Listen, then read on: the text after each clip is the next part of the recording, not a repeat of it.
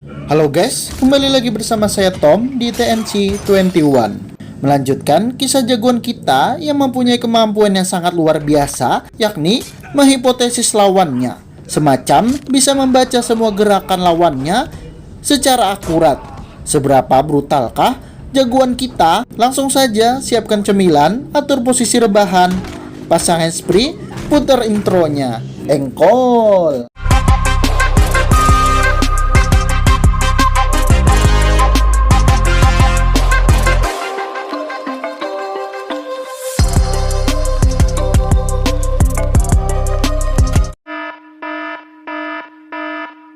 Kita diperlihatkan Robert Mikol yang sedang menuju ke negara Turki menggunakan kereta api. Malam pun poek. Robert ternyata sedang mencari seseorang pria yang menculik anaknya sendiri dari mantan istrinya. Pria itu telah membawa anaknya kabur ke Turki demi memisahkan anak dan ibu. Dengan kemampuan Robert menghipotesis gerakan lawannya, mereka dibuat kelimpungan bak ayam kampung pengen disembelih.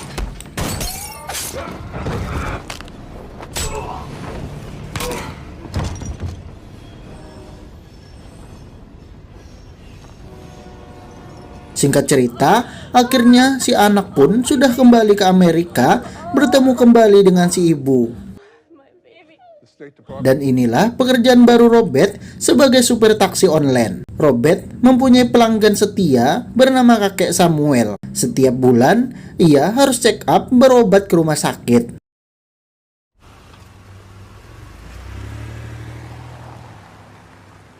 Kita berpindah ke negara Belgia. Diperlihatkan ada sebuah keluarga yang sedang disandra oleh perampok bersenjata. Mereka langsung menembak istrinya, lalu memberikan pistol itu ke tangan si suami, agar seolah-olah itu perbuatan suaminya. Entah apa tujuan mereka melakukan itu semua. Kembali ke Robert, saat ia di toko buku, Robert bertemu kembali dengan si bocah yang dia selamatkan waktu itu. Robert memintanya tetap diam, cukup menjadi rahasia mereka berdua saja. Malam pun tiba. Saat Robert bekerja, ia dihampiri seorang pria yang membawa wanita ke dalam mobilnya. Pria itu meminta Robert untuk mengantarkan wanita itu pulang. Wanita itu tampak keadaannya babak belur, seperti habis mengalami kekerasan. Setelah mengantarkan wanita itu ke rumah sakit, Robert kembali lagi ke apartemen tadi untuk mencari pelakunya. Robert mendatangi kamar orang yang memesan taksi tadi. Ternyata di dalam ada sekelompok pria yang sedang melakukan pesta mabok-mabokan dan memakai narkoba. Robert bilang wanita tadi sudah diantarkan ke rumah sakit. Dia dalam keadaan kritis dan harus mengalami operasi karena pendarahan hebat. Mereka yang merasa berkuasa hanya karena anak dari pemilik perusahaan tempat si wanita itu bekerja, tidak terlalu peduli akan nasib wanita tadi. Biasanya, Robert selalu memberikan kesempatan untuk para pelakunya untuk bertobat. Namun, pengecualian dalam kasus ini, mereka sudah keterlaluan.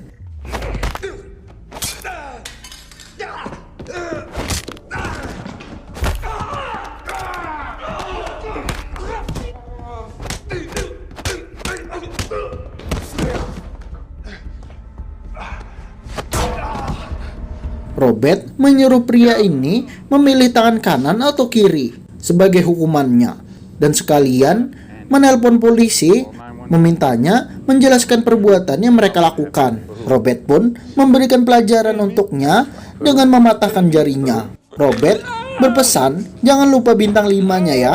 Beres mengajar para kroco tadi, barulah Robert pergi dari sana. Robert yang baru saja pulang bekerja kedatangan tamu, yakni sahabatnya Susan. Dia sengaja datang dari luar kota untuk merayakan ulang tahun Robert.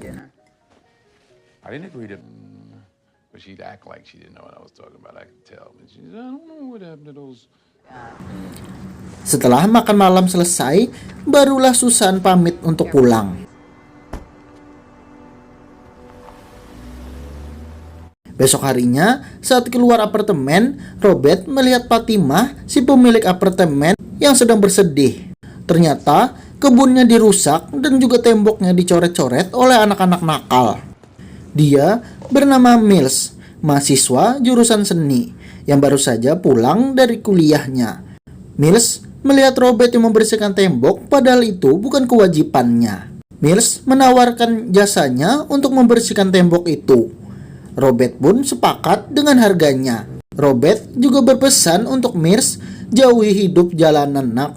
Robert sendiri yang sedang duduk santai bersama si kakek. Beliau cerita sewaktu kecil dulu dia ingat punya saudara, namun saat perang dunia terjadi, keluarga mereka terpaksa mengungsi dan terpisah selama 60 tahun lamanya. Dia tidak pernah lagi ketemu saudaranya sampai sekarang. Namun, para perawat bilang si kakek mengalami penyakit pikun. Dia seperti terjebak akan imajinasinya, akan sesuatu yang tidak pernah ada sama sekali karena faktor umur. Kita berpindah ke tempat kejadian pembunuhan semalam. Susan datang untuk menyelidiki kasus kematian keluarga ini. Ternyata pria yang mati itu adalah orang penting di pemerintahan. Setelah mengumpulkan data, Susan segera balik ke hotel untuk bergegas untuk kembali ke kantornya. Dan ya, Susan diserang oleh dua pria yang tidak dikenal. Pria itu seperti sedang mencari sesuatu yang ada pada Susan.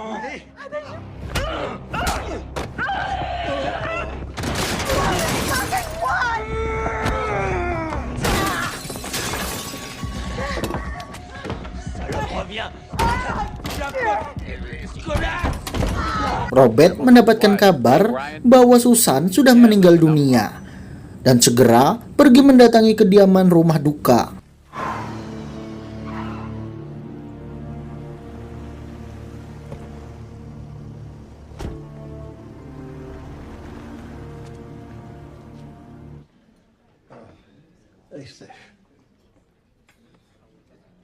Brian, suami Susan, bilang kabarnya kasus ini adalah perampokan di dalam kamar hotelnya. Padahal istrinya tidak pernah menggunakan perhiasan mewah sama sekali saat bekerja, hanya memakai cincin nikah saja. Mereka inilah pelaku pembunuhan Susan waktu itu. Saat asik bernyanyi, ada telepon berdering. Mereka pun mengangkat telepon itu dan tiba-tiba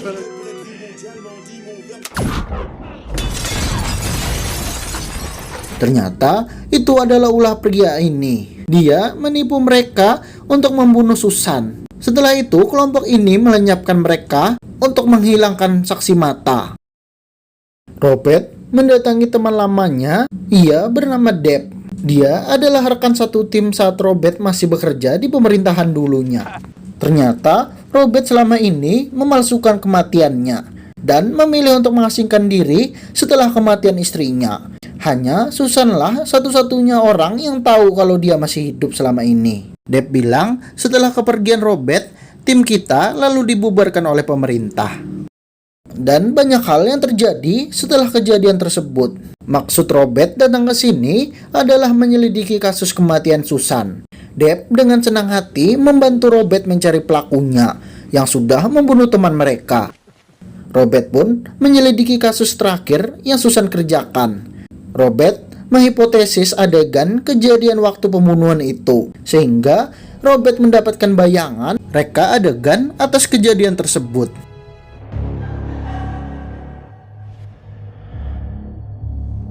Setelah mendapatkan hasilnya, Robert menelpon Deb. Dia memberitahu kasus pembunuhan itu, istrinya telah dibunuh oleh orang yang bertangan kidal, sedangkan suaminya memegang pistol di tangan kanannya. Berarti ada pelaku lain saat kejadian tersebut. Mereka menjebak suaminya seolah ini tindakan bunuh diri yang dilakukan suaminya. Dan itulah kenapa Susan diincar karena berusaha mencari pelaku pembunuhan tersebut. Ingat apa yang disampaikan Robert kepada Mills? Jangan terlibat dengan gangster, itu bisa menghancurkan hidupnya. Mills sendiri sedang berteman dengan gangster. Mereka menyuruh Mills menembak gangster saingan mereka untuk diterima ke geng mereka. Mereka di sana asik party dan minum minuman miras sambil memakai uyah haram. Robert pun datang ke markas gangster tersebut bermodalkan plat mobil yang ia lihat saat Mills pergi. Robert menghajar para penjaga itu untuk menemui Mills dan menyuruhnya segera pergi dari sini sebelum dia terlalu jauh melangkah. Mills yang kesal, Robert tidak usah ikut campur urusannya. Jika memang itu pilihan hidupnya, baik, Robert pun menantang Mills untuk menembak kepalanya sekarang. Kalau dia memang ingin menjadi gangster. Kamu belum tahu artinya kematian. Robert bilang, kau punya bakat, kau punya kesempatan, jangan sia-siakan hidupmu hanya karena hal bodoh. Akhirnya, Mills pun nurut, ikut pulang bersama Robert. Keesokan harinya, Mills melapor kerjaannya sudah selesai. Melihat tembok dapur Robert yang usang, Mills menawarkan dia akan mengecatkannya lagi dengan harga $100. Robert setuju dengan syarat Mills harus membaca buku yang dia berikan. Saat membawa penumpang, Robert dengan intuisinya yang kuat merasakan sesuatu yang janggal dari penumpang ini.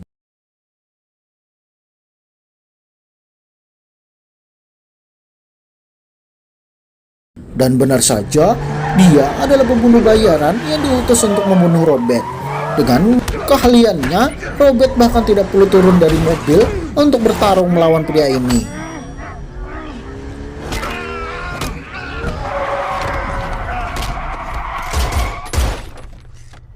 Beres menghabisi kroco ini, Robert pun langsung membakar mobilnya untuk menghilangkan jejak jasadnya.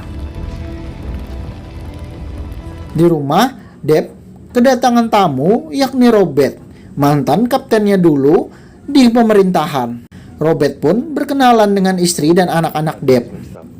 Tujuan Robert ke sini adalah Robert sudah menemukan pelaku pembunuhan Susan. Ia akan mengungkapkan siapa pelakunya yang mereka cari selama ini. Saat dihubungi, dan ya HP Deb lah yang berdering. Robert sudah menelpon dari HP pembunuh bayaran waktu itu. Ternyata Deb lah orang yang menyewa pembunuh bayaran untuk membunuh Robert. Deb menjelaskan setelah kepergiannya, akhirnya tim dibubarkan. Dan kami kesulitan dalam ekonomi. Kemampuan satu-satunya mereka miliki hanyalah membunuh. Dan itulah kini mereka menjalankan tugas untuk membunuh seseorang. Selama ada harga, mereka akan kerjakan semuanya. Perintah untuk menghabisi seseorang tanpa perlu bertanya alasannya kenapa. Bagi mereka, di dunia ini tidak ada lagi namanya orang baik dan orang jahat. Yang ada hanyalah ketidakberuntungan. Dan Susan datang sebagai ancaman, dan itulah kenapa Deb harus menghabisinya dengan tangannya sendiri. Sekalipun Susan adalah temannya sendiri.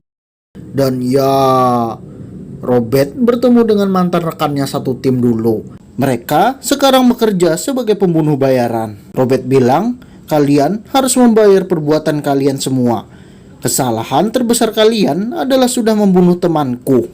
Robert memastikan akan membunuh kalian semua. Satu hal yang Robert sesali adalah dia tidak bisa membunuhnya berkali-kali. Dan ya, sebentar lagi pertarungan antar mantan tim pasukan elit yang kini bertemu bukan untuk reunian, melainkan saling bantai. Robert yang meminta tolong istrinya Deb untuk mengantarkan dia pulang ke stasiun.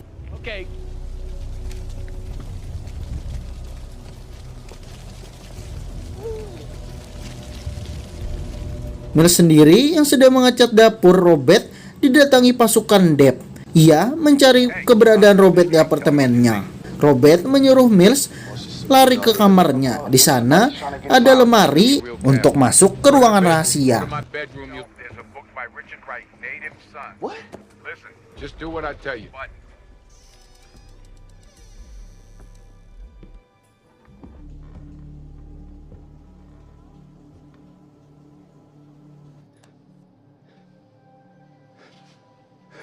Yo, what is this place? All right. Hey, Mr. McCool. He's looking right at me. Don't worry about it. It's a two-way breathe. Don't talk too loud. Saat Deb mencurigai cermin ini, ia ingin memecahkannya. Namun, Robert langsung menelpon Deb. Ia sekarang tidak ada di rumah.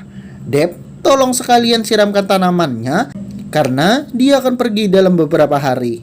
Robert menuju tempat yang kalian semua tahu di mana itu. Setelah dipikir-pikir, akhirnya mereka tahu Robert sekarang berada di mana. Mills yang keluar setelah melihat mereka pergi Mereka pun segera pergi ke sana. Ternyata mereka hanya berpura-pura. Deb pun langsung menyandra Mills. Ternyata Robert pergi ke kampung halamannya di pesisir kota. Tepat di sana, para penduduk kota sedang dievakuasi karena akan turun badai yang sangat besar sebentar lagi.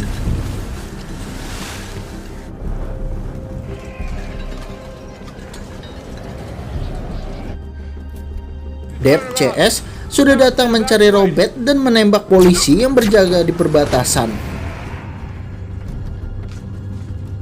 Where are you? Slow down. Setibanya Deb CS di sana, mereka berpencar mencari Robert. Deb sendiri sudah bersiap di posisinya karena keahliannya sebagai sniper jarak jauh sudah tidak perlu diragukan lagi kehebatannya. Robert yang tahu betul tata letak dan kondisi kota ini karena ini adalah kampung halamannya sendiri. Robert pun sudah menyusun rencana untuk menghadapi mereka semua. Come back! Shots fired! Shots!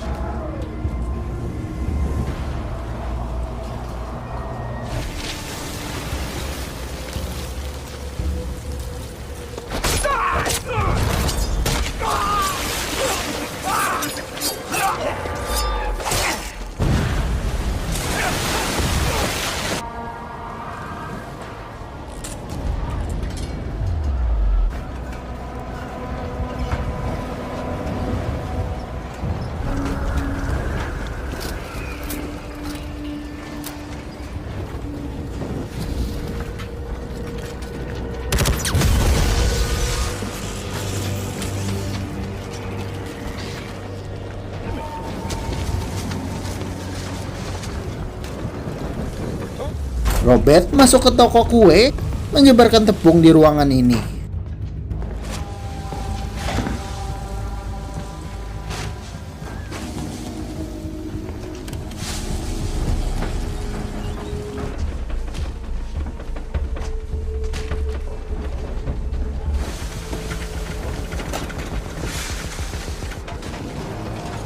Saat Resnick masuk, dia pun melempar granat. Karena tepung adalah bahan yang mudah terbakar bila tercampur dengan udara, dia pun meledak.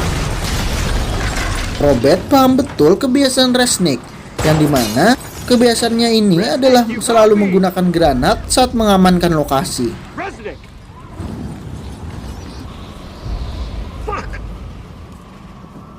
Si beban Mills malah dijadikan sandera untuk memancing Robert keluar. Deb memaksa Robert untuk keluar jika tidak ingin anak ini mati. Side mirror.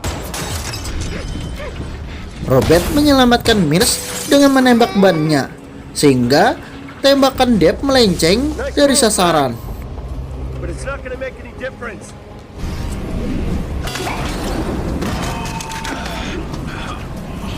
Robert yang sudah naik ke atas tower untuk menghajar Deb 1 lawan 1.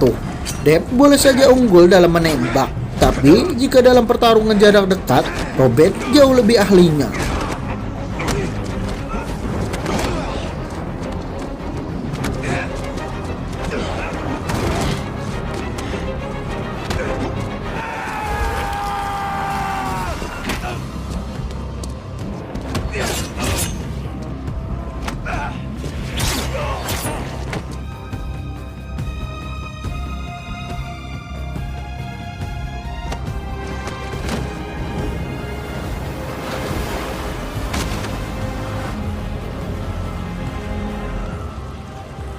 Dan akhirnya selesailah balas dendam Robert menghabisi mantan rekan satu timnya dulu. Robert menolong Mills yang tertembak di bagian kakinya. Count to 3. 1, 2, 3. Ini adalah rumah Robert saat masih bersama istrinya dulu. Dia sudah lama pergi dari sini karena terlalu banyak kenangan bersama istrinya di rumah ini. Setelah kejadian itu semua, keadaan menjadi lebih baik. Fatima yang melihat lukisan Mills meredakan rindunya kepada kampung halamannya. Si kakek Samuel pun akhirnya dapat bertemu kembali dengan kakaknya yang sudah terpisah selama 60 tahun lamanya. Dan itulah tugas Robert sebagai penolong seseorang yang perlu bantuannya demi senyuman kebahagiaan mereka. Tamat.